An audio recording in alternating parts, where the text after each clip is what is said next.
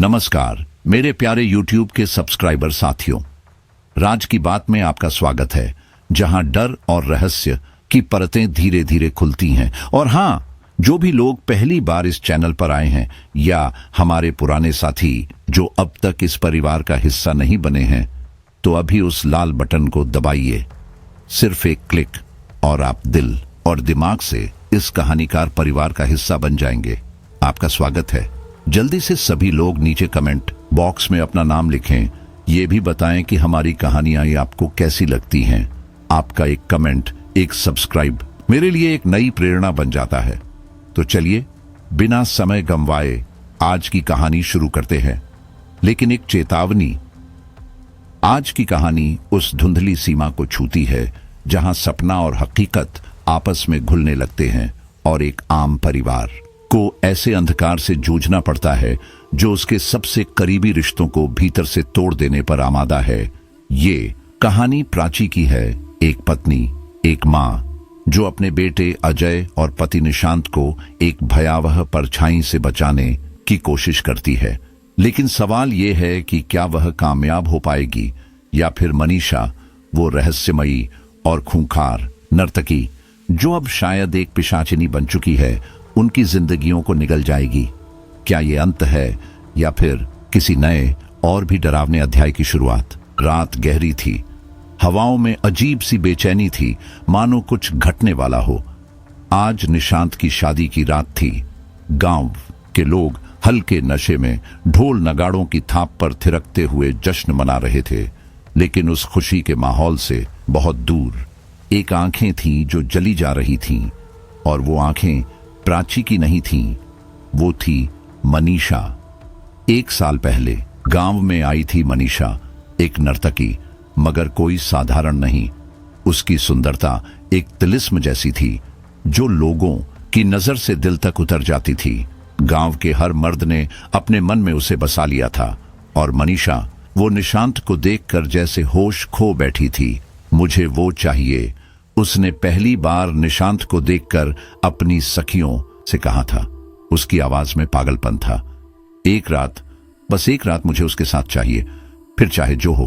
उस दिन शहर से लौटा निशांत पढ़ाई पूरी करके। जैसे ही मनीषा ने उसे देखा, उसकी दुनिया जैसे ठहर गई। निशांत उसके जाल में नहीं फंसा, और यही उसे और भी आकर्षक बना गया।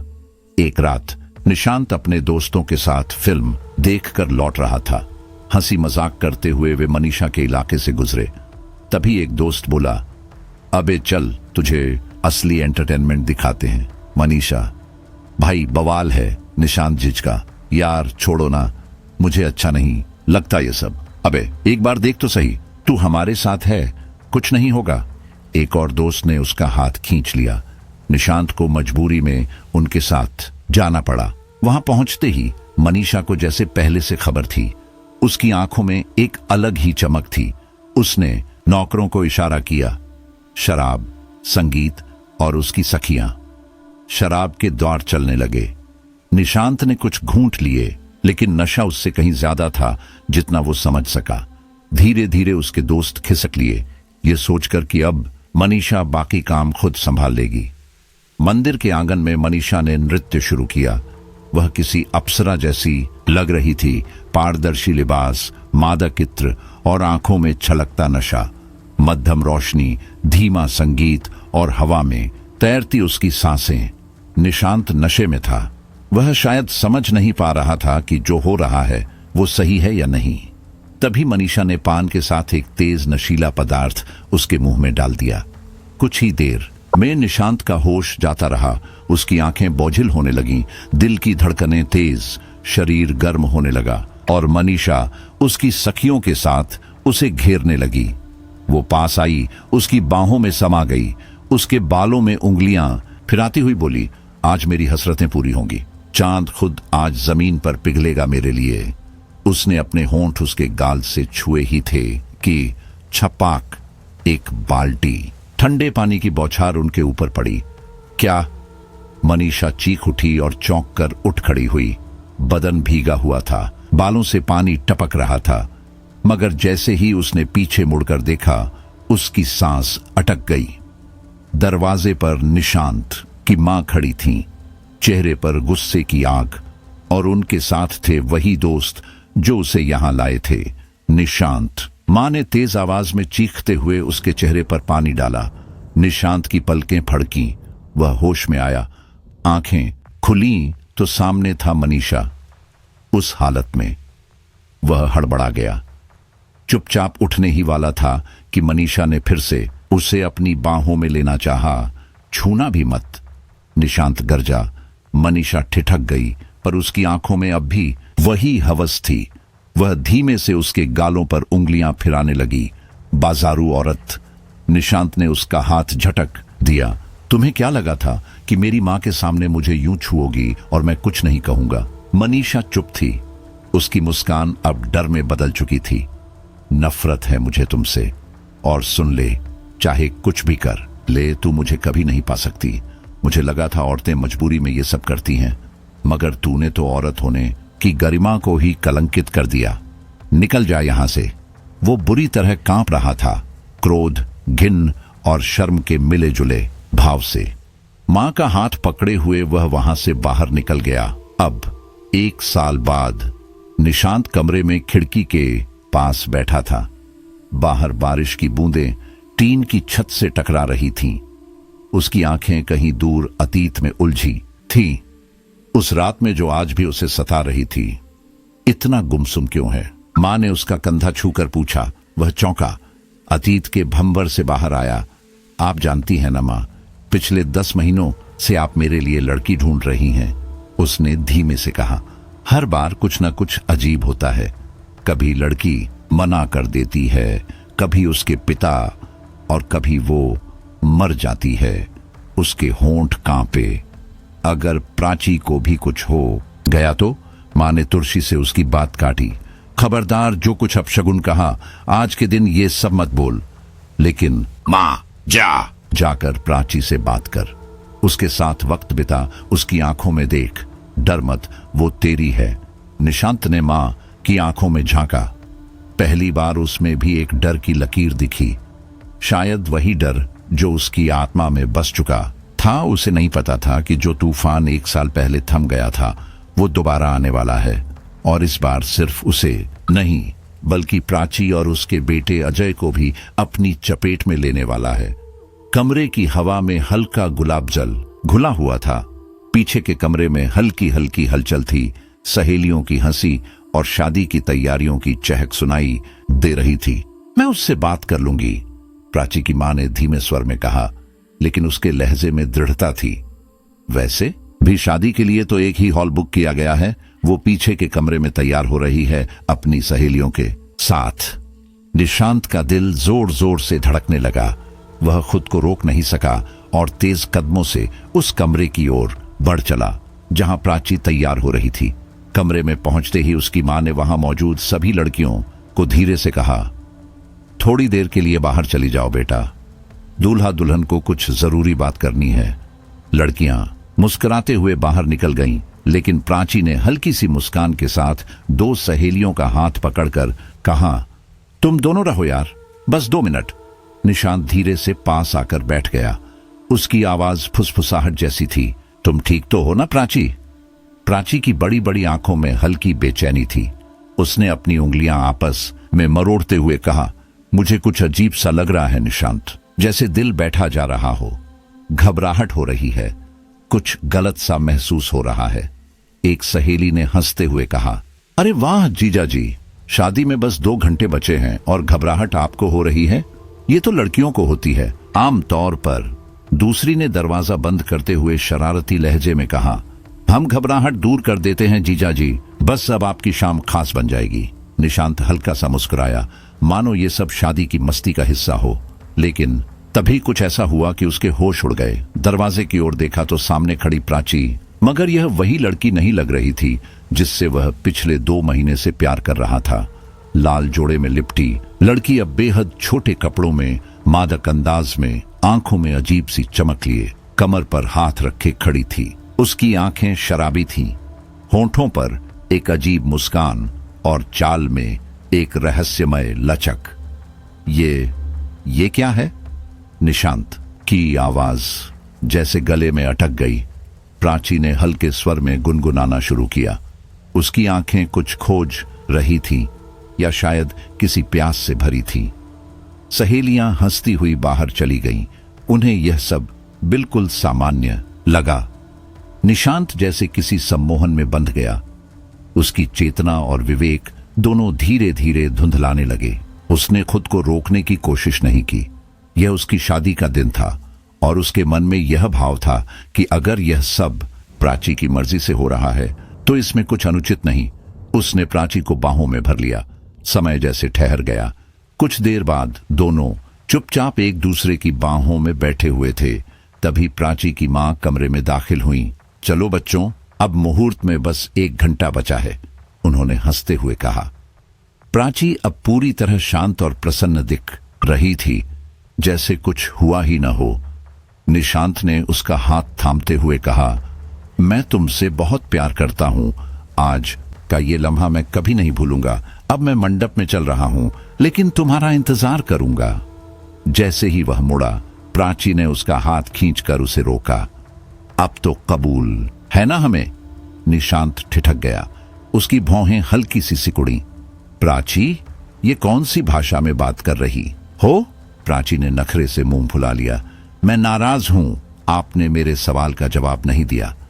अब मेरी सजा यह है कि आपको मुझे खुद शादी में बुलाना होगा, वो भी 3 बार। नहीं तो मैं नहीं करूंगी आपसे शादी। निशांत हंसते हुए बोला, ये भी कोई जिद है भला? लेकिन प्राची की आंखों में शरारत के पीछे कुछ और भी था, कोई परछाई जो उस वक्त नजर नहीं आई। ठीक है, उसने मुस्कुराते हुए कहा, मैं आपको अपनी शादी में आमंत्रित करता हूं। आपका मेरी शादी में स्वागत है। आपका मेरी शादी में स्वागत है। आपका मेरी शादी में स्वागत है। उसने यह कहते हुए कमरे से विदा ली और मंडप की ओर बढ़ गया। शादी का माहौल खूब रौनक भरा था। प्राची की सजी हुई सूरत और निशांत की आंखों में चमक, दोनों एक सुंदर बंधन में बंध गए। मां ने प्राची का गृह प्रवेश किया, आरती उतारी और बड़े प्रेम से बहू को अपने घर में स्वागत किया। रात के खाने के बाद दोस्तों ने निशांत को प्राची के कमरे तक छोड़ दिया।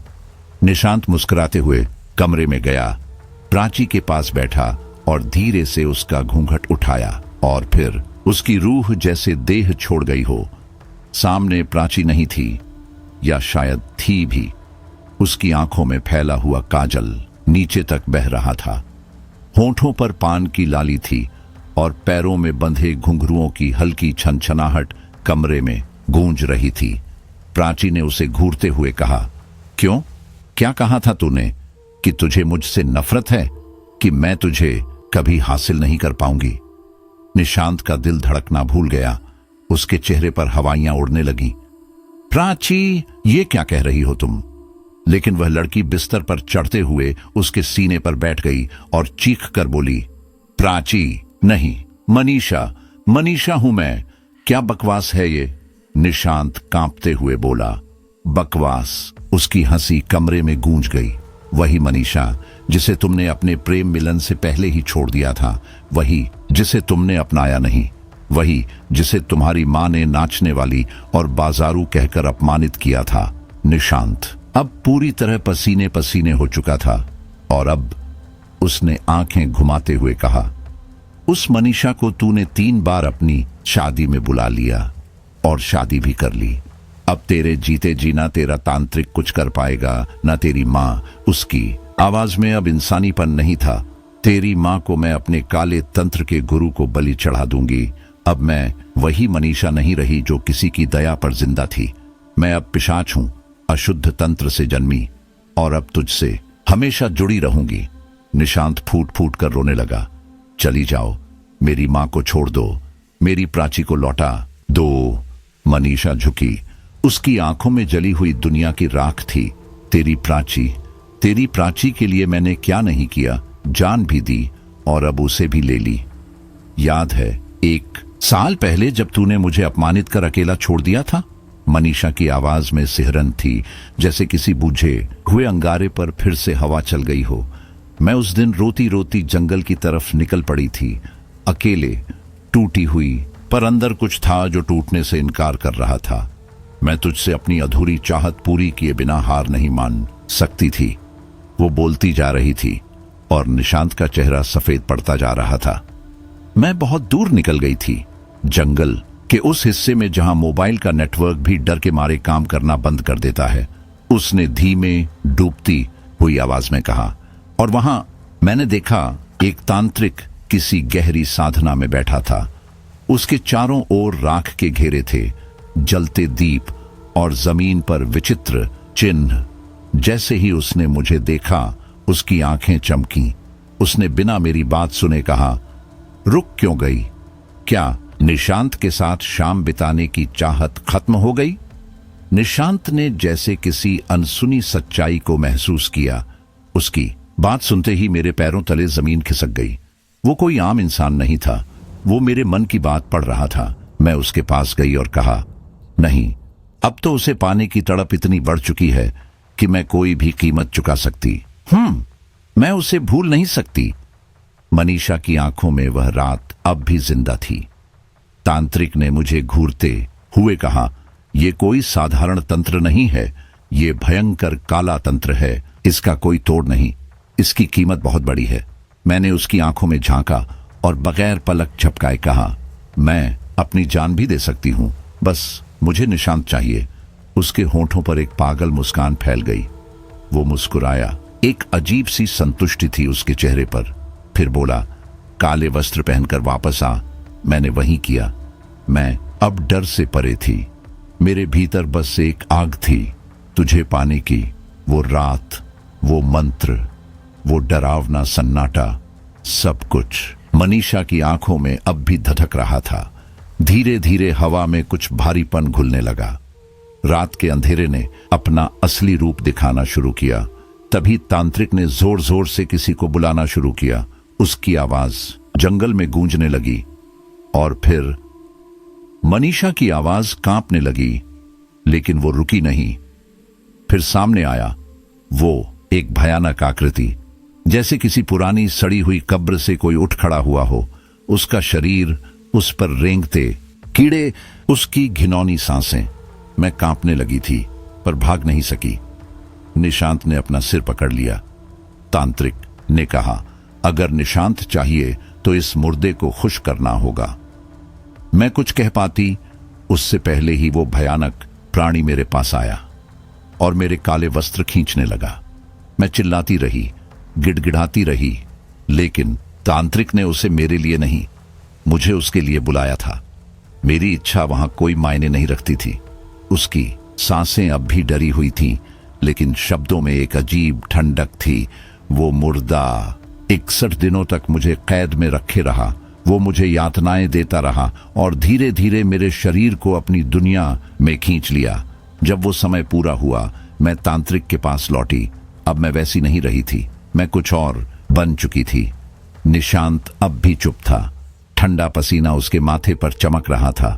उसने मुझे सिखाया काले तंत्र, वो मंत्र जिनसे मैं यहीं बैठकर तेरी जिंदगी को नर्क बना सकती थी। मैंने तुझसे जुड़ी हर शादी तोड़ी। जिन लड़कियों से तू जुड़ा, उन्हें मैंने उस काले तंत्र के भूतों को भोग में चढ़ा दिया।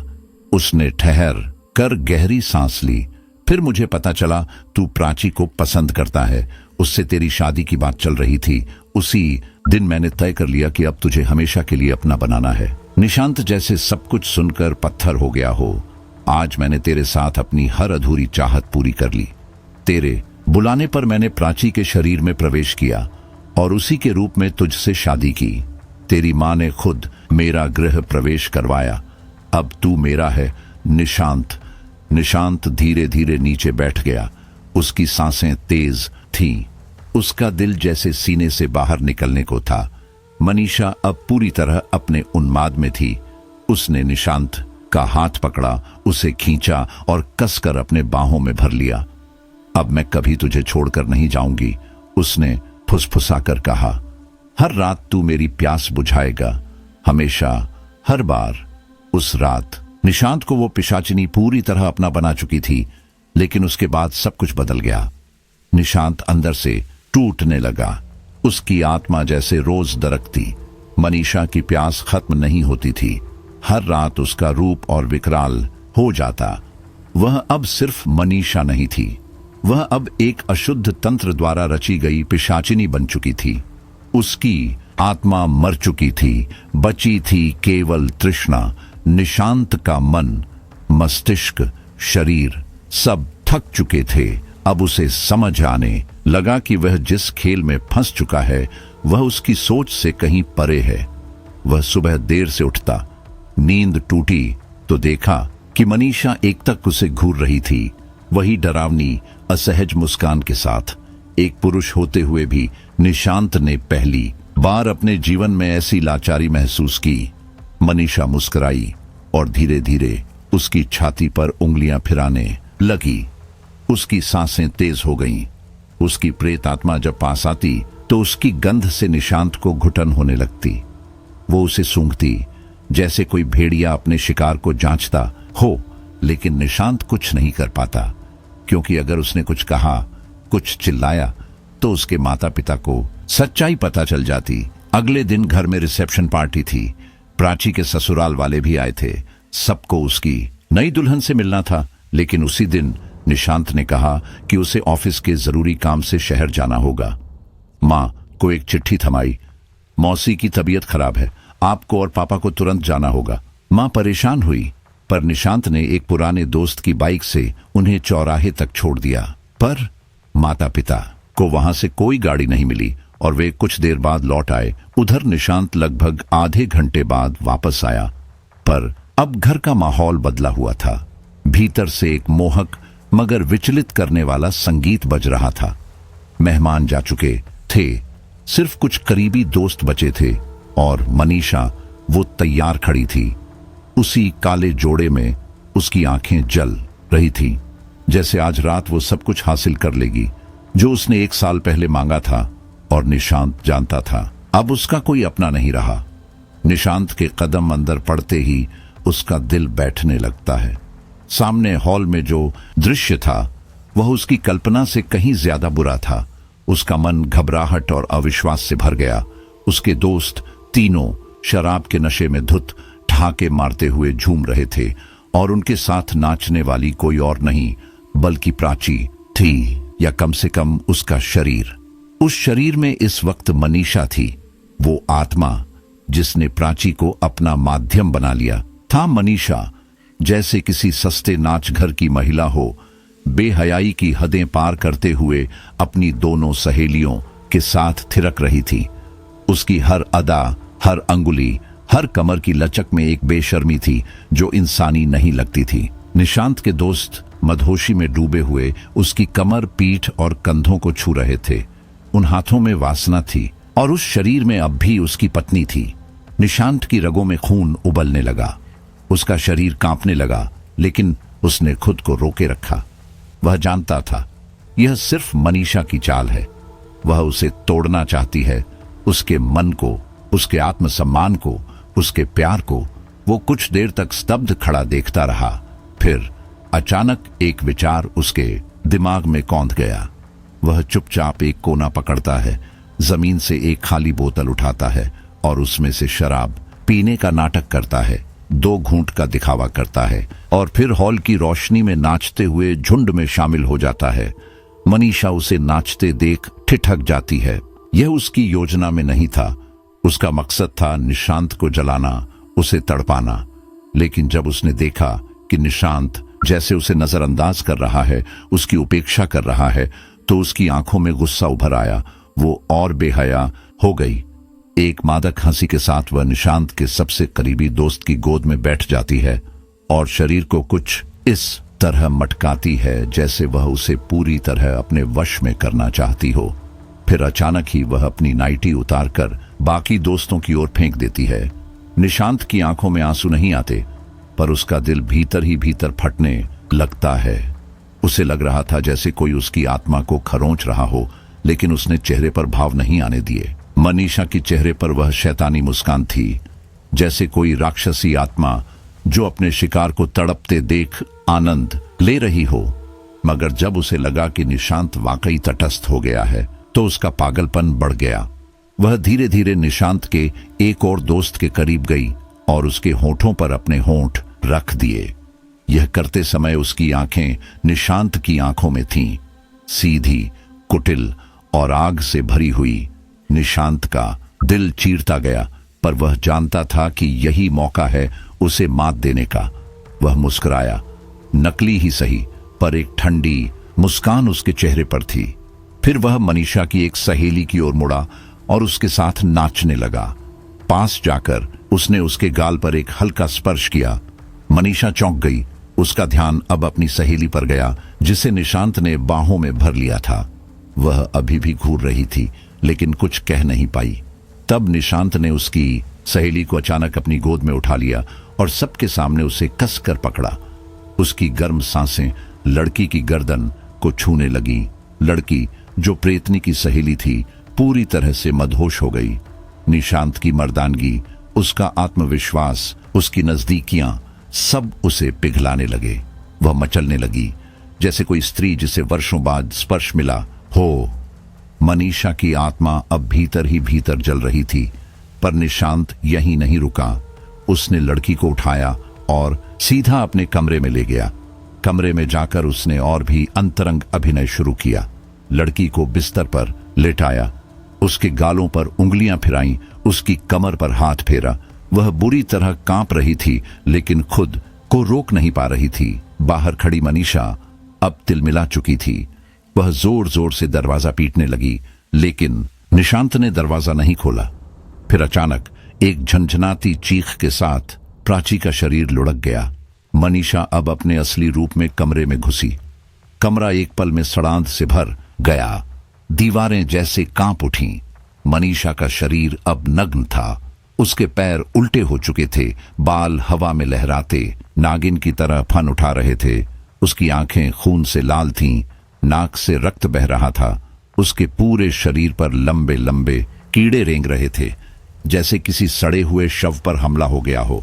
उसके दांत बाहर निकल आए थे और उसकी शक्ल इतनी भयावह थी कि किसी का भी दिल बैठ जाए।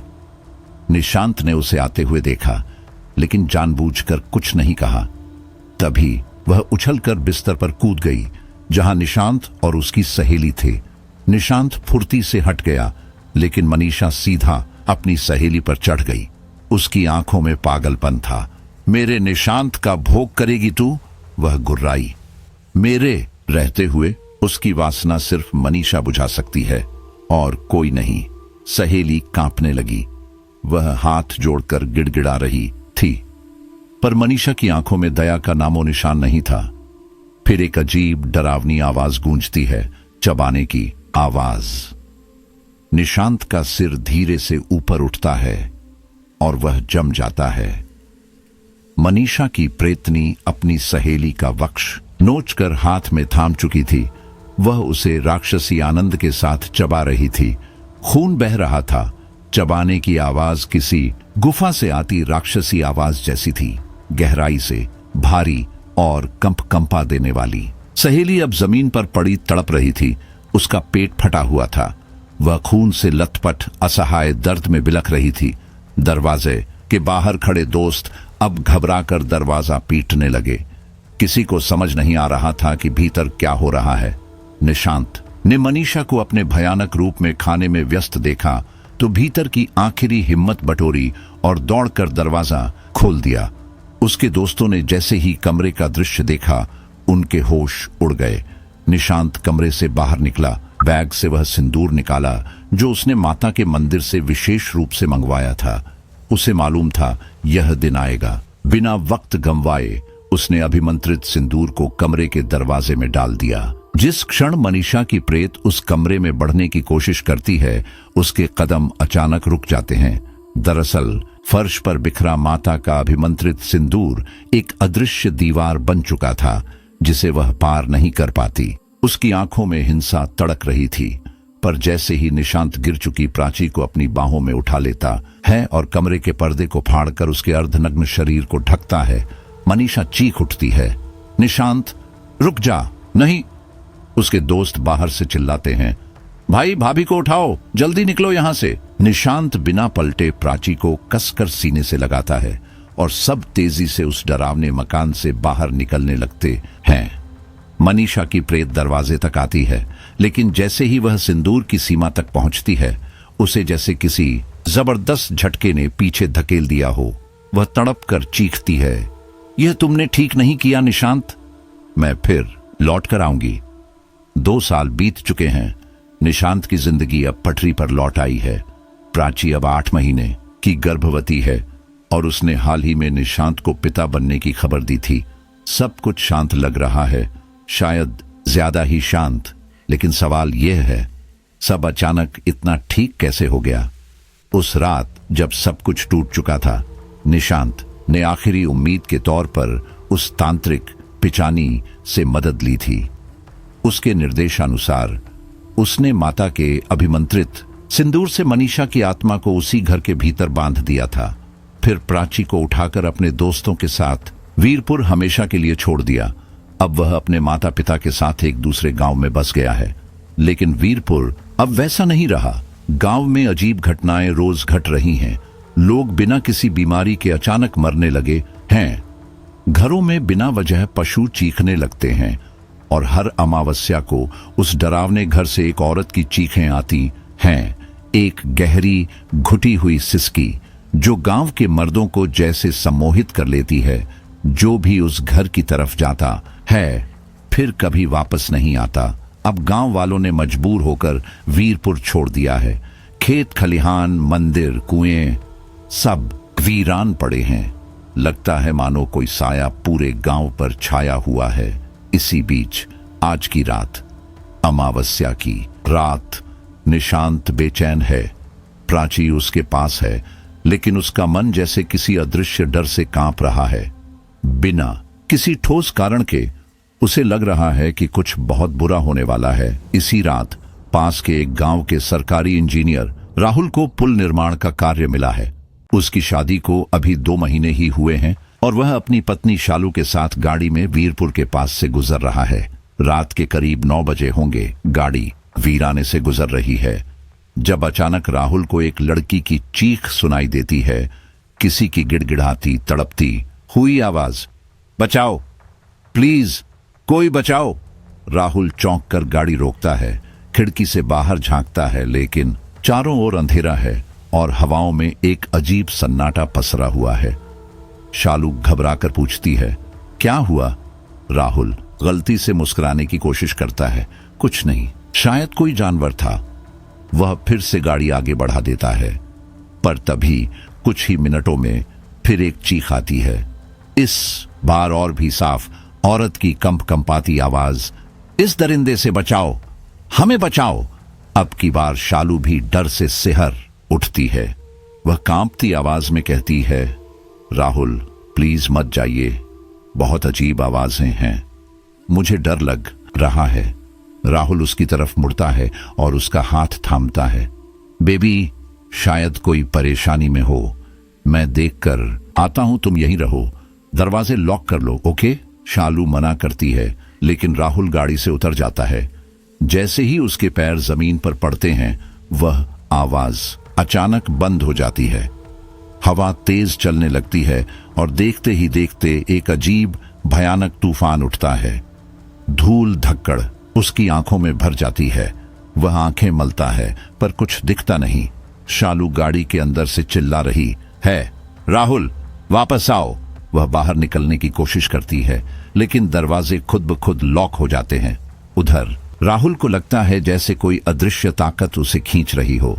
उसके कदम रुकते ही नहीं और थोड़ी ही देर में वह खुद को वीरपुर के उसी शापित घर के सामने खड़ा पाता है। वह आंखें मसलता है और घर को घूरता है। सामने से कोई आ रहा है, एक औरत, लेकिन वह प्राची जैसी लग रही है। अरे यार, मैं कहां आ गया हूं? वह खुद से फुसफुसाता है। यह घर तो वीरान होना चाहिए था। वह वापस मुड़ने ही वाला होता है कि तभी दरवाजे पर एक खूबसूरत औरत खड़ी दिखाई देती है। उसकी लाल साड़ी उसके गोरे शरीर से यूं लिपटी होती है जैसे किसी शैतान की बाहें हों। उसके गीले बाल, चमकती आंखें और लाल होंठों की मादकता राहुल के दिल को जैसे थाम लेती है। उसका शरीर कांप उठता है, लेकिन तभी उसे शालू की याद आती है। वह एक क्षण को रुकता है, खुद को संयत करने की कोशिश करता है और वापस मुड़ने लगता है। तभी आसमान फटने जैसी बारिश शुरू हो जाती है। वह शालू की चिंता में उस औरत को नजरअंदाज करके आगे बढ़ता है। तभी पीछे से एक स्वर उसे रोकता है, एक धीमा मोहक स्त्री स्वर। मुद्दतों बाद आई है ये झरोखे की रात, आज तो पास आने दे, भूल जा खुद को मुझ में और मुझे भी भूल जाने दे। राहुल ठिठक जाता है, पलट कर देखता है। वही औरत अब पूरी तरह भीग चुकी है। उसकी साड़ी उसके शरीर से चिपकी हुई है। उसके शरीर से उठती गंध बारिश में भी महसूस की जा सकती है। उसकी आंखों में ऐसी गहराई है जैसे कोई डूब जाए। राहुल कुछ पल उसे देखता रह जाता है, फिर खुद को रोके बिना उसके पीछे पीछे घर में घुस जाता है। भीतर अंधेरा और नमी है। वह औरत उसे इशारे से एक कमरे में ले जाती है। राहुल जैसे सम्मोहन मेन है, अंदर एक पुराना बिस्तर पड़ा है। वह औरत राहुल को उस पर धक्का देती है। राहुल चौंकता है लेकिन आंखें बंद कर लेता है। वह औरत उसके सीने पर अपनी उंगलियां फिराने लगती है। राहुल हल्के से मुस्कुराता है और अपनी आंखें खोलकर उसके चेहरे से गीले बाल हटाता है और तभी उसकी सांसें थम जाती हैं। लेकिन तभी गांव की नींद तोड़ती हुई एक दिल दहला देने वाली चीख हवा में गूंज उठती है।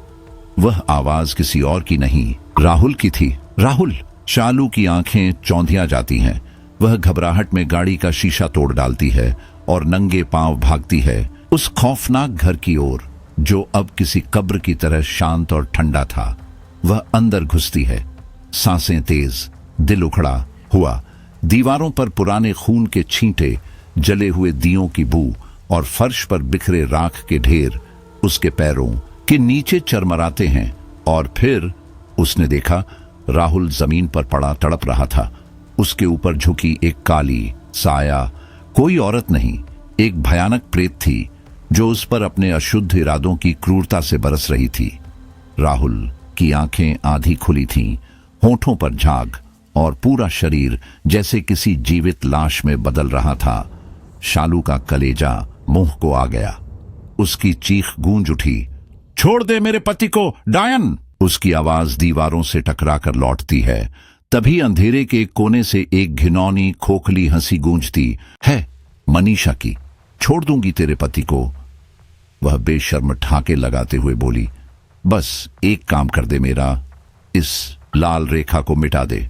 शालू की नजर उस सिंदूर की रेखा पर जाती है जो दरवाजे के पास जमीन पर बनी थी। राहुल को बचाने वाली आखिरी रक्षा रेखा। ये उसकी आंखों से आंसू बहते हैं, पर राहुल की कराह सुनकर वो कुछ भी सोच नहीं पाती। दौड़कर बाल्टी में पानी भरती है और कांपते हाथों से उस लाल रेखा को धो देती है। रेखा मिटते ही जैसे कोई दरवाजा खुल गया हो। वह प्रेत अब राहुल को छोड़ पलक झपकते ही शालू पर टूट पड़ती है। उसकी चीखें गूंजती हैं, पर अब देर हो चुकी थी। राहुल अपनी आंखों के सामने देखता है, शालू का शरीर दो हिस्सों में बंट चुका है। उसका दिमाग सुन्न हो जाता है, गला फटने को आता है, पर आवाज नहीं निकलती। वह बस चीखता है, बार बार, बेबस। फिर अचानक एक काली सुनामी जैसी आंधी उस घर से उठती है।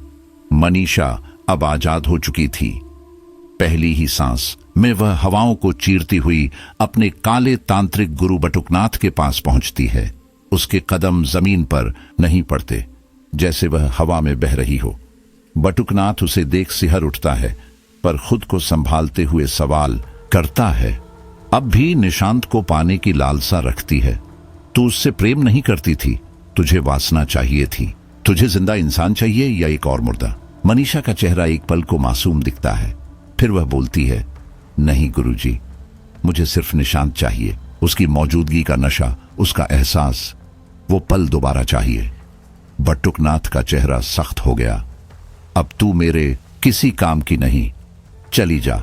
मनीषा की आंखें छलछला उठती हैं।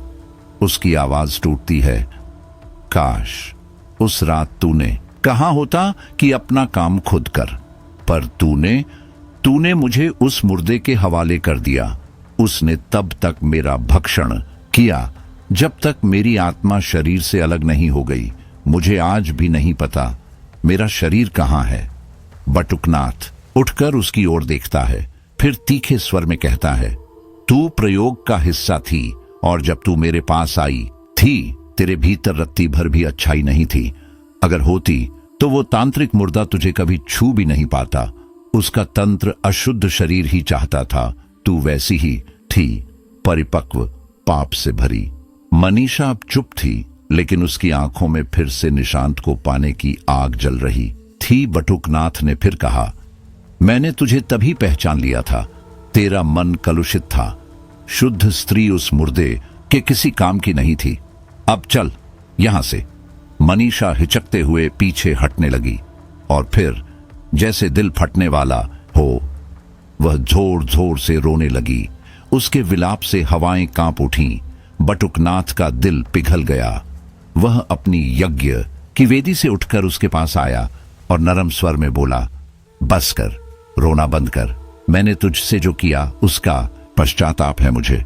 मैं तेरी मदद करूंगा, तेरे शरीर को खोजूंगा और विधिपूर्वक तेरी आत्मा को मुक्त करूंगा। मनीषा की प्रेत कुछ पल को शांत हो गई। उसकी आंखों में आशा की एक किरण चमकी। सच गुरुजी, वह फुसफुसाई। फिर वह झुककर उनके चरणों में गिर पड़ी। जैसे ही बटुकनाथ उसे उठाने के लिए झुका, उसकी तांत्रिक माला गर्दन से फिसलकर जमीन पर गिर पड़ी। मनीषा के चेहरे पर एक शैतानी मुस्कान उभरी। उसने दोनों हाथ उठाए और मंत्रों के साथ जोरदार तंत्र प्रहार किया। बटुकनाथ का सिर उसके हाथों के बीच फंस गया। एक तेज चीख और फिर फटाक, खून की धार फूटकर मनीषा के चेहरे पर आ गिरी। वह हंसने लगी, पागलों की तरह। गुरुजी, तुम्हारा ये आखिरी ताली वाला तंत्र प्रयोग अब खुद पर ही भारी पड़ गया। देखो, मैं तुमसे भी ताकतवर निकली। इस क्रिया का पहला प्रयोग मैंने तुम्ही पर किया और कितना सफल हुआ। उसका शरीर हवा में लहराया और फिर वो गांव के सबसे ऊंचे पीपल पर चढ़ गई। वहां से वह हर दिशा में नजर रखती, बस एक नाम की तलाश में। निशांत 17 साल बीत चुके हैं। मनीषा अब भी उसी पेड़ पर बैठी है, बाल बिखरे, पैर लटकाए, आंखें लाल। निशांत का नाम उसके होंठों पर ठहरा है। निशांत नहीं मिला, लेकिन कई राहगीर मिले और कभी लौटकर नहीं आए। कई युवा लड़के उस रास्ते से गुजरे और फिर गुम हो गए। मनीषा उनकी रूहों से अपनी भूख मिटाती, उनका खून चूस लेती। निशांत को पाने के जुनून में वह उसके 8 दोस्तों को बेरहमी से मार चुकी है और तंत्र विधि से उन्हें काले मुर्दों में बदल दिया है। फिर भी निशांत अब तक गायब है। उधर निशांत की जिंदगी अब स्थिर है। उसका एक बेटा है, अजय, जो अब 16 साल का हो चुका है। 2 साल पहले उसके माता पिता का निधन हो गया था, पर वह और उसकी पत्नी प्राची अपने छोटे से परिवार में खुश हैं। एक बात हमेशा निशांत को परेशान करती थी, अगर लड़की हुई तो क्या वह मां की तरह? इस डर से उसने हमेशा प्राची से कहा, हमें बेटा ही चाहिए। शायद इसलिए जब अजय हुआ तो दोनों राहत की सांस ले पाए। निशांत ने मनीषा को यादों में दफना दिया था। गांव से मीलों दूर बस गया था। उसके पुराने दोस्त भी उसे ढूंढ नहीं पाए। उस रात के बाद से उसने किसी से संपर्क नहीं किया। सब कुछ ठीक ही था, जब एक दिन फिर कुछ हुआ। शाम को ऑफिस से लौटकर वह थके कदमों से घर में दाखिल होता है। बैग सोफे पर रखता है, किचन से पानी लाता है और टेबल पर बैठकर आंखें बंद करता है। तभी किसी के गाने की धीमी रहस्यमयी आवाज हवा में तैरती हुई उसके कानों तक आती है। एक पल को वह जड़ हो जाता है। आवाज वही थी, वही पुरानी डरावनी धुन। उसकी रूह कांप उठती है। वह गिलास वहीं छोड़ आवाज का पीछा करता है। धीरे धीरे कांपते कदमों से उसका मन कहता है, ये सब फिर से शुरू हो गया है। निशांत को जैसे ही वो आवाज सुनाई दी, उसका शरीर एक पल को सिहर गया। आवाज में कोई अजीब, मोहक लेकिन डरावना सा खिंचाव था। वह धीमे धीमे कदमों से उस दिशा में बढ़ा जहां से आवाज आ रही थी, अजय के कमरे की ओर। कमरे का दरवाजा आधा खुला था। अंदर झांकते ही वह ठिठक गया। अजय, उसका जवान मासूम बेटा, शीशे के सामने खड़ा था, आंखें बंद, चेहरे पर अजीब तरह की तृप्ति, और गा रहा था। गाना कोई सामान्य धुन नहीं थी, उसमें एक बेइंतहा आकर्षण था, जैसे कोई पुराना मनहूस जादू बार बार दोहराया जा रहा हो। निशांत की रगों में डर दौड़ गया। वह कुछ पल वहीं खड़ा रहा, स्तब्ध। फिर अचानक गुस्से से भभकते हुए दरवाजा पूरी ताकत से खोला। अजय, उसने गरजते हुए कहा, क्या गा रहे हो तुम? ये गाना कहां से सीखा? अजय चौंक गया, जैसे किसी गहरे स्वप्न से बाहर खींच लिया गया हो। उसकी आंखें अभी भी भारी थीं, पर उसने कुछ कहने की कोशिश की। पापा, वो मैं बस मत कर, जवाब दो, ये बेहुदा गाना कहां से सुना? उसकी चीख सुनकर पास वाले कमरे से प्राची भागी आई। उसके हाथों में अभी भी धूल से सनी पुरानी किताबें थीं। निशांत, उसने तेज आवाज में कहा, क्या कर रहे हो आप? बच्चे पर इतना चिल्ला क्यों रहे हैं? तुमने सुना ये क्या गा रहा था? कैसी गलत बात? प्राची ने बीच में बात काट दी। शांत हो जाइए, बच्चा है, उसे क्या पता कौन सा गाना सही है कौन सा नहीं। कहीं सुना होगा तो गा दिया। फिर वह अजय की ओर मुड़ी। चलो जल्दी से पापा से माफी मांगो। अजय कुछ पल स्तब्ध खड़ा रहा। उसे समझ ही नहीं आया कि उससे क्या गलती हो गई, लेकिन पिता की आंखों की आग देखकर उसने धीरे से कहा, सॉरी पापा, और सिर झुकाकर कमरे से बाहर चला गया। अगले दिन निशांत ऑफिस में था, लेकिन पिछली रात का वह गीत, उसका अजीब सा असर बार बार दिमाग में घूमता रहा। तभी उसके कुछ साथी पास आ गए। निशांत भाई, सुना तुमने? उस नए बार में एक कमाल की डांसर आई है, कहते हैं ऐसा नाच न देखा होगा।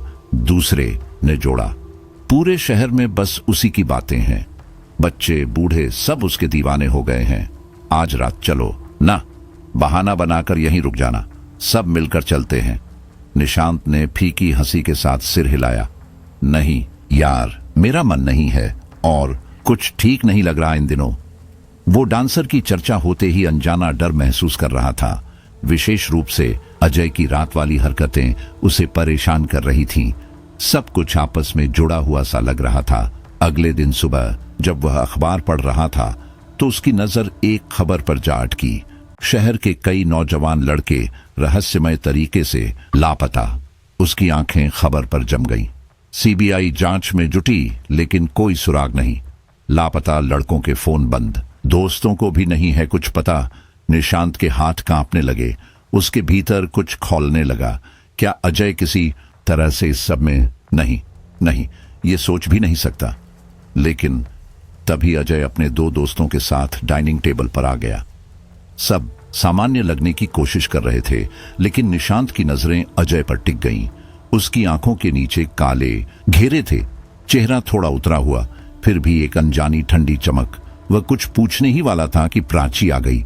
उसने अजय के बाल सहलाए और कहा, पापा की डांट से इतना बुरा लगा क्या बेटा? पूरी रात सोए भी नहीं, देखो कैसे काले घेरे बन गए हैं। कमजोर लग रहा है मेरा बेटा। निशांत बस चुप रहा। मन में उथल पुथल चल रही थी। उसके भीतर एक अजीब सी बेचैनी थी, एक शक। मनीषा, उस डांसर और अजय के बीच कोई संबंध, पर यह कैसे हो सकता है? मनीषा एक औरत है, अजय तो अभी बच्चा है।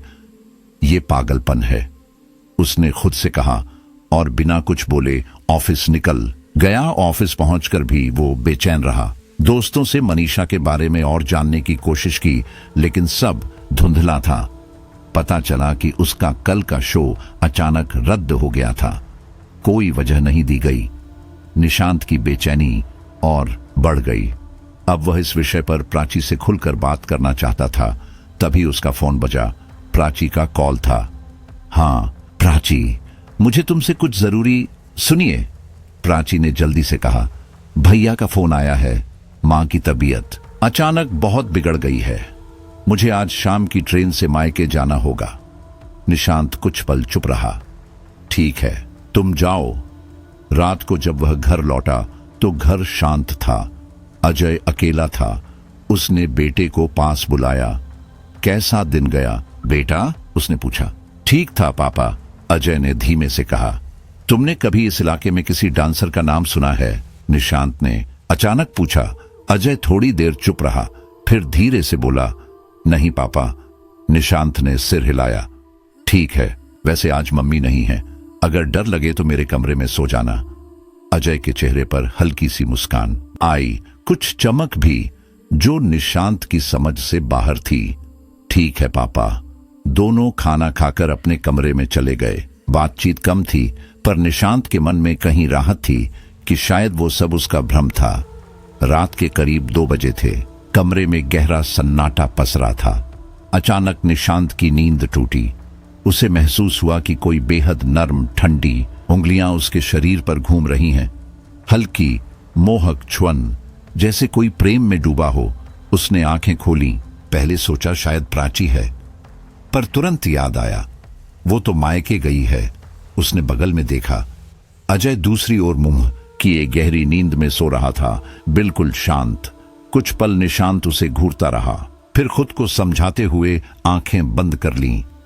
शायद सपना था, उसने खुद से कहा, और अजीब सुकून के साथ दोबारा नींद में डूब गया।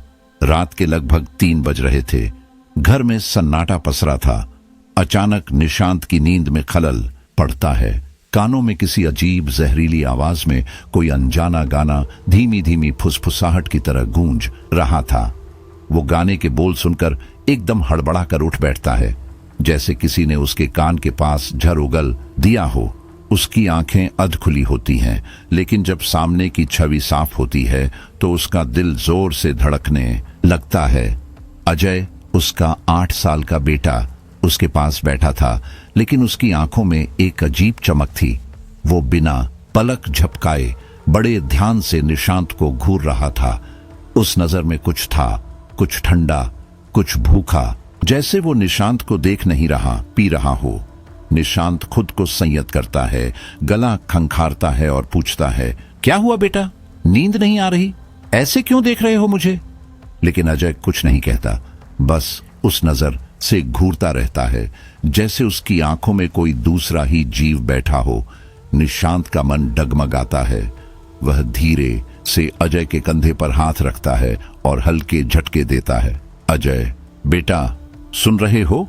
तभी अजय जैसे नींद से चौंक कर वापस आता है। क्या हुआ पापा? वह कहता है जैसे कुछ हुआ ही ना हो। क्यों उठाया मुझे? मैं तो सो रहा था। और फिर वह निशांत के सीने से लगकर ऐसे सिमट जाता है जैसे कोई डरा हुआ बच्चा अपनी मां की गोद में जा छिपा हो। उसकी मासूमियत देखकर निशांत का दिल पिघल जाता है। वो भी उसे वैसे ही थपकियां देकर सुलाने लगता है जैसे तब सुलाता था जब अजय छोटा था। धीरे धीरे निशांत की भी आंख लग जाती है, लेकिन कुछ ही देर बाद उसे महसूस होता है कि कोई उसे बहुत कसकर पकड़ रहा है। इतना कसकर जैसे कोई उसे अपनी गिरफ्त में ले रहा हो। उसे महसूस होता है कि वह जो उसे पकड़ रहा है वह कोई बच्चा नहीं, कोई और है। उसकी गर्म सांसें, बदन का भारीपन, यह किसी स्त्री का स्पर्श था, किसी परिपक्व औरत का। निशांत की नींद एक झटके में उड़ जाती है। वह घबरा कर उठ बैठता है, लेकिन कमरे में अंधेरा है। वह हिम्मत जुटाकर लाइट जलाने के लिए हाथ बढ़ाता है और जैसे ही रोशनी होती है उसके पैरों तले जमीन खिसक जाती है। बिस्तर पर उसके बाजू में अजय नहीं बल्कि एक औरत लेटी हुई थी। वह उसके साथ चिपकी हुई थी, बिल्कुल सटकर। उसके चेहरे पर बाल बिखरे हुए थे जिससे कुछ दिखाई नहीं दे रहा था, लेकिन उसकी मौजूदगी, उसकी गर्माहट, वो बिल्कुल हकीकत थी। निशांत की सांसें उखड़ने लगती है। तभी उस औरत का सिर धीरे धीरे हिलता है, मानो वह जाग रही हो, और जब बालों की ओट से एक लाल चमकती आंख झलकती है तो निशांत चीख पड़ता है। वह बिस्तर से कूदकर लाइट पूरी तरह जला देता है। कमरे के हर कोने में नजर दौड़ाता है। कुछ नहीं था, कोई नहीं। वो हांफता हुआ बिस्तर के पास जाता है। वहां सिर्फ बिखरी चादरें थीं, कुछ सिलवटें, जैसे कोई वहां लेटा हो लेकिन अब जा चुका हो। वह दौड़कर अजय के कमरे में जाता है। अजय अपने बिस्तर पर गहरी नींद में था, तकिए से लिपटा हुआ, एकदम शांत। निशांत के माथे पर ठंडी बूंदें बहने लगती हैं। वो कांपते हुए खुद से सवाल करता है, तो फिर मेरे पास कौन था? उस स्पर्श की गर्मी अभी भी उसकी त्वचा में तैर रही थी। उस सांसों की आवाज अब भी उसके कानों में गूंज रही थी। उसकी रीढ़ की हड्डी में सिहरन दौड़ जाती है। वह दरवाजे की चौखट पकड़े देर तक खड़ा रहता है। कुछ समझ नहीं आता। तभी पीछे से किसी का हाथ उसके कंधे पर रखता है। निशांत का दिल जैसे सीने से बाहर छलांग लगा देता है। वह झटके से पीछे मुड़ता है। पापा? अजय खड़ा था, मासूम चेहरा, आधी नींद में डूबी आंखें। आप इतना चौंक क्यों गए? क्या हुआ? निशांत उसकी आंखों में देखता रहता है, जवाब नहीं दे पाता। पापा?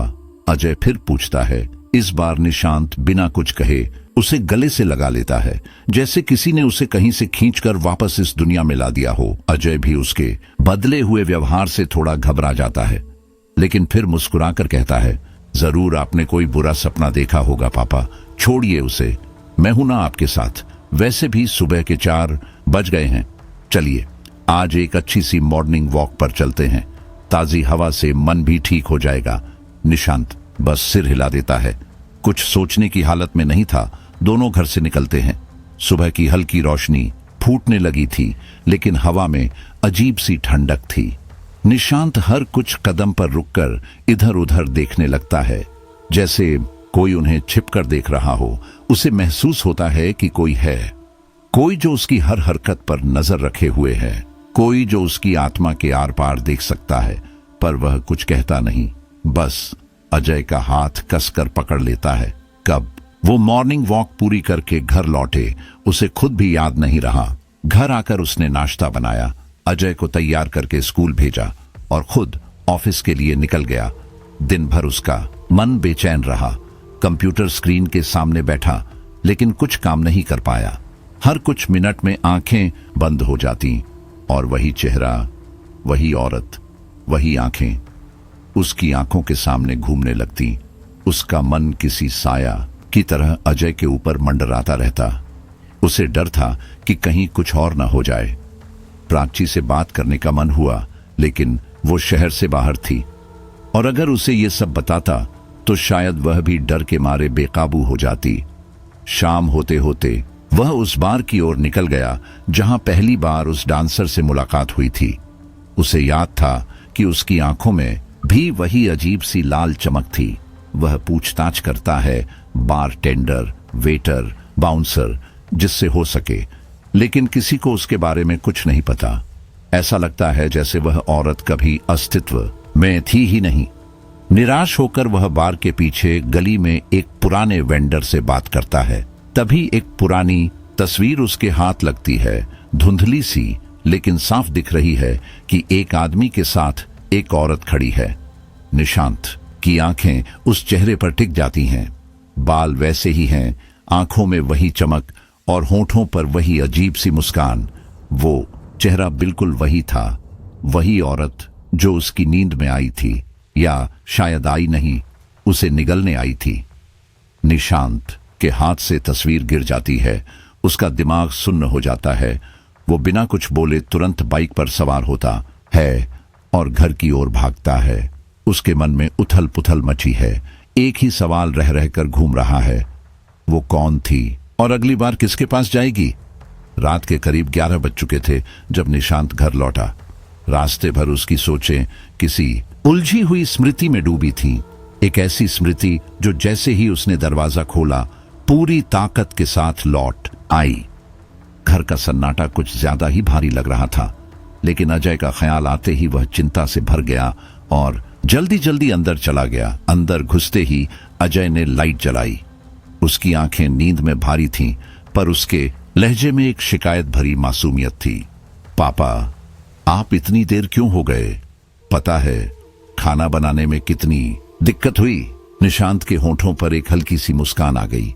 उस एक पल के लिए जैसे सारी चिंता, सारा डर हवा हो गया। वह अजय की ओर देखता है, आंखों में अपनापन लिए बोल पड़ा, क्या बात है, आज मेरे बेटे ने खाना बनाया है? वाह, अब तो भूख और बढ़ गई।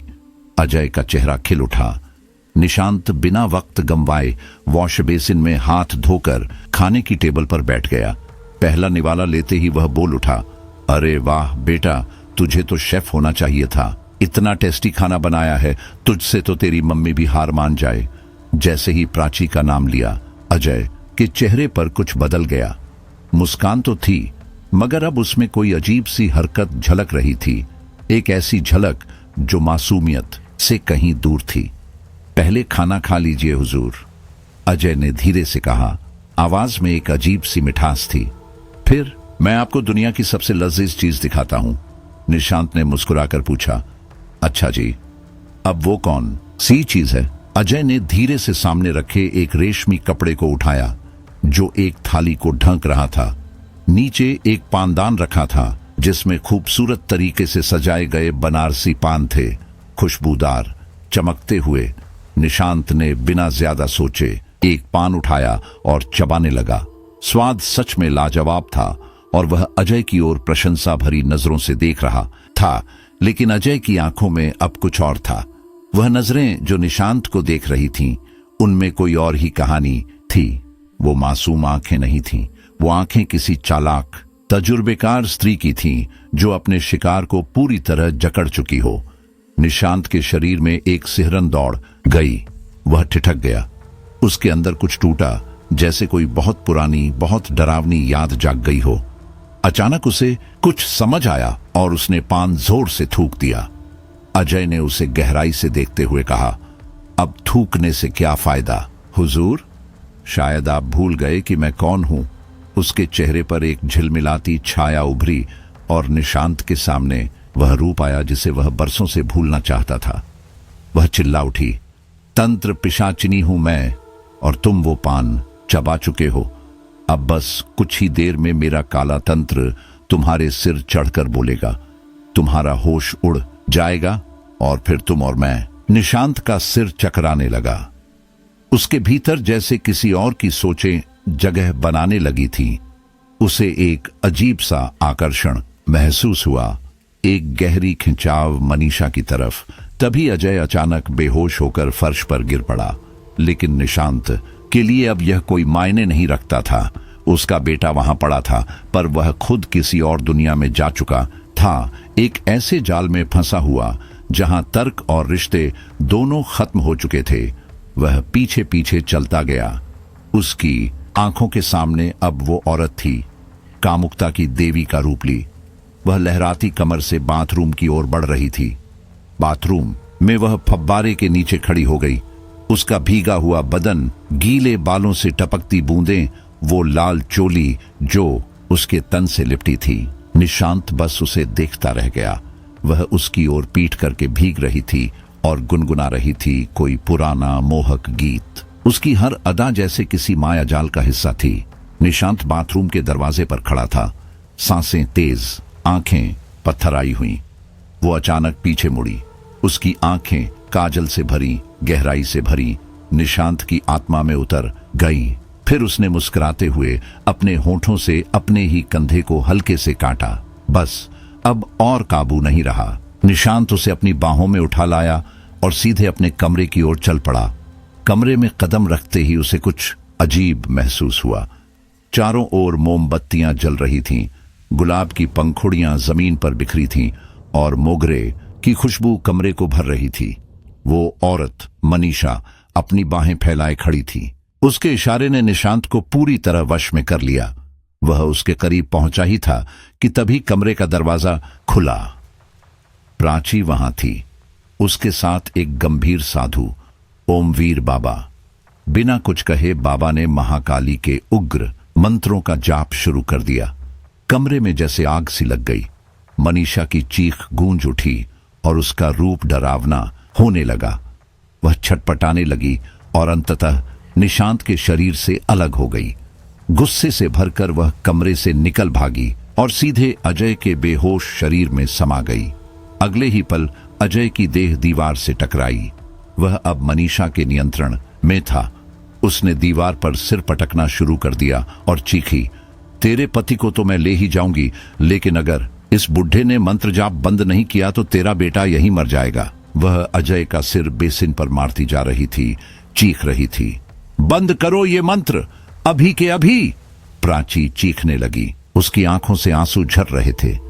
कमरे में अब एक युद्ध चल रहा था, आस्था और तंत्र के बीच, ममता और वासना के बीच।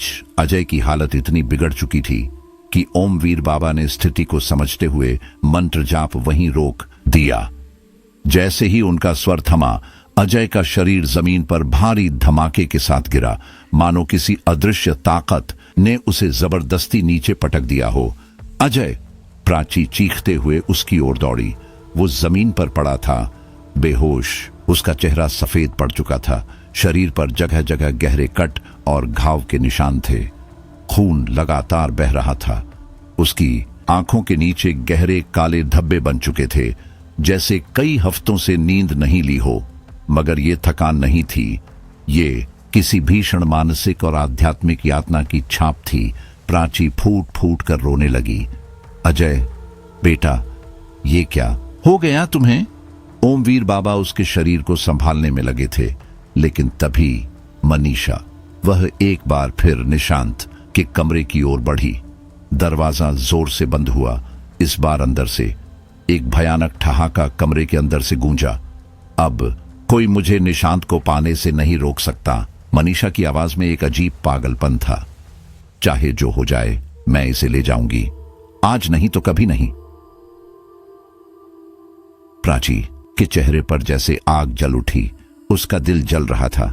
एक ओर उसका मासूम बेटा दर्द में तड़प रहा था और दूसरी तरफ उसका पति इस भूतिया और विक्षिप्त औरत की हवस का निशाना बन रहा था। बस उसकी चीख कमरे की दीवारों से टकराई। उसका स्वर मानो किसी देवी की तरह गूंजा, गंभीर, गर्जन भरा और चेतावनी से भरा हुआ। मैं तेरे काले तंत्र का नाश कर दूंगी मनीषा, वह गर्जी। एक पतिव्रता स्त्री की कसम है ये, मैं तुझे खत्म करके ही रहूंगी। ओमवीर बाबा तुरंत उसके पास पहुंचे। शांत हो जाओ पुत्री, उन्होंने गंभीरता से कहा। यह समय शब्दों का नहीं, कर्म का है। आओ हमारे साथ चलो। वे दोनों मिलकर अजय को सहारा देकर उठाते हैं। प्राची की आंखें अब भी गीली थीं, पर उनमें अब भय नहीं, आग थी।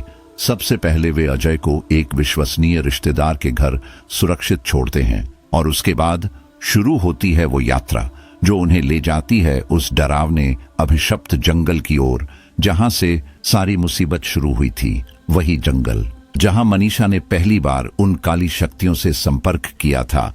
जैसे ही वे जंगल के मुहाने पर पहुंचे, एक दिल को चीर देने वाली स्त्री की चीख सुनाई दी। वह इतनी तेज, इतनी भयावह थी कि पूरा वातावरण कंपित हो उठा। प्राची कांप गई। वह चीखने ही वाली थी कि बाबा ने तुरंत उसका मुंह अपने हाथ से ढक दिया। शांत रहो, उन्होंने फुसफुसाते हुए कहा। यह पिशाच शक्तियों का इलाका है। यहां हर पल मौत हमारे सिर के ऊपर मंडरा रही है। अगर इन्हें हमारी मौजूदगी का पता चल गया तो हम पर एक साथ हमला करेंगे और फिर हम बच नहीं पाएंगे। प्राची ने धीरे धीरे खुद को संयत किया। मैंने तुम्हारे चारों ओर एक सुरक्षा घेरा खींच दिया है, बाबा ने आगे कहा, पर तुम्हें खुद को काबू में रखना होगा। ज्यादा समय यहां नहीं बिता सकते, हमें जल्दी काम खत्म करना होगा। प्राची ने गहरी सांस ली और बाबा के पीछे पीछे कदम बढ़ा दिए, लेकिन उसके कदम भारी हो चुके थे। जंगल के भीतर का दृश्य वो मानवीय समझ से परे था। अजीब आकार और आकृति के प्राणी चारों तरफ भटक रहे थे। एक स्त्री हवा में तैर रही थी, बिना किसी देहभान के। कुछ दरख्तों की शाखाएं नरभक्षी बन चुकी थीं और छोटे जानवरों को निगल रही थीं। एक कोने में आधे इंसान और आधे जानवर जैसे प्राणी स्त्रियों के साथ भयावह काम क्रीड़ा में लिप्त थे। और सबसे भयावह दृश्य, एक सिरविहीन शैतानों का झुंड एक चीखती स्त्री पर टूट पड़ा था। प्राची की सांसें अटकने लगीं, उसका गला सूख गया। यह असंभव है, उसके मन में आया। मैं यहां नहीं टिक पाऊंगी। ओमवीर बाबा ने उसकी आंखों में झांक कर सब समझ लिया। अगर इसे डर ने जकड़ लिया तो यह मिशन यहीं खत्म हो जाएगा, उन्होंने मन ही मन सोचा। उसे हिम्मत देने और मनीषा के प्रति उसका गुस्सा भड़काने के लिए बाबा ने बातों का रुख बदल दिया। पुत्री, वे बोले, तुम्हें कैसे पता चला कि ये वही मनीषा है? क्या चिन्ह मिले तुम्हें? प्राची की आंखें सुलगने लगीं। बाबा, वह बोलने लगी, 15 दिन पहले की बात है। मैं अजय के कमरे की सफाई कर रही थी। वो घर पर नहीं था उस वक्त। तभी अचानक वह आ गया। मुझे देखकर उसके चेहरे का रंग बदल गया। वह गुस्से में कांप रहा था। उसने मुझे कमरे से बाहर जाने को कहा, जोर से डांट कर। ऐसा पहले कभी नहीं हुआ था बाबा। मेरा अजय कभी मुझसे ऊंची आवाज में नहीं बोलता था, लेकिन उस दिन वो जैसे कोई और बन गया था। उसके चेहरे पर अजीब रहस्यमय हाव भाव थे। उसकी आंखों में गुस्सा नहीं, कुछ और था, शायद डर, शायद नफरत। उस दिन के बाद से मैं बेचैन रहने लगी।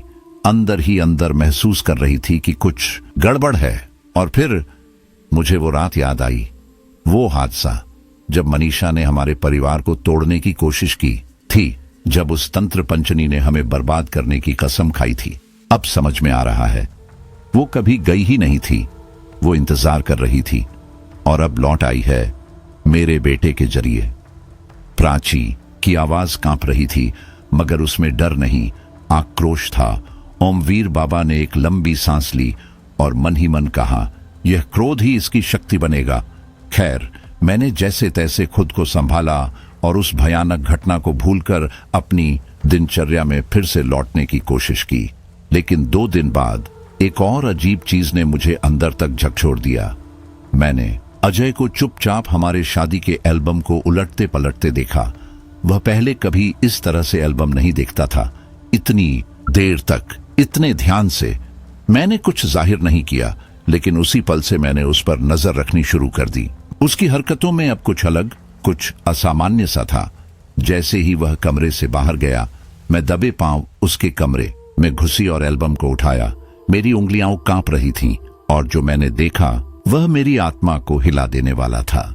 निशांत की हर तस्वीर पर गाढ़े लाल होठों के निशान थे, मानो किसी ने लिपस्टिक लगाकर प्यार से चूम लिया हो। और मेरी तस्वीरें, उन्हें बेरहमी से काले मार्कर से काटा गया था, क्रॉस करके, जैसे कोई गुस्से में उन्हें मिटा देना चाहता हो। मेरे हाथ पांव सुन्न पड़ गए, डर मेरे गले में अटक गया था। अब मुझे पूरा यकीन हो चला था, यह सब उसी मनहूस नर्तकी मनीषा की आत्मा का काम है। वही जो उस दिन उस क्लब में थी, जो अजय को कुछ ज्यादा ही पसंद आई थी। लेकिन यह सिर्फ मेरा शक था अब तक। एक दिन जब अजय घर पर नहीं था, मैंने उसका कमरा दोबारा खंगालने का फैसला किया और तभी मुझे एक अजीब सा निमंत्रण पत्र मिला, किसी ब्लैक रोज बार का। उस कार्ड पर एक औरत की अश्लील भड़काऊ तस्वीर चिपकी हुई थी। उसके चेहरे पर जो अजीब सी कुटिल मुस्कान थी, उसे देखकर मेरी रूह कांप उठी। लेकिन जो बात सबसे ज्यादा चौंकाने वाली थी, उसकी शक्ल हूबहू अजय से मिलती थी। मैं स्तब्ध रह गई। शक अब धीरे धीरे यकीन में बदलता जा रहा था। उसके बाद मैंने छिपकर अजय की गतिविधियों पर निगरानी शुरू कर दी।